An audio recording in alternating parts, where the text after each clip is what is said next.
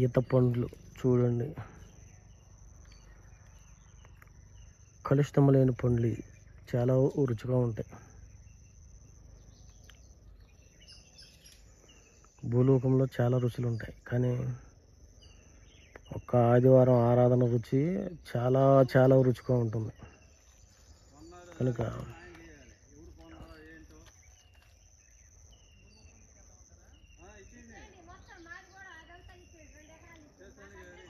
మహాదేవుడైన యేసుప్రభు వారు ఈ లోకానికి రెండోసారి వస్తున్నారు. ఆయన వెంబడించిన వారు, పరిశుద్ధంగా వెంబడించిన వారు త్వరలో తిరిగి లెగుస్తారు.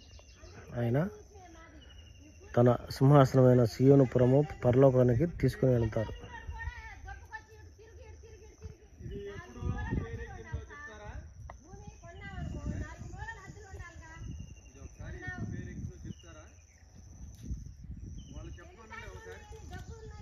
కనుక ఒక ఆదివారం రండి ఆరాధనకి.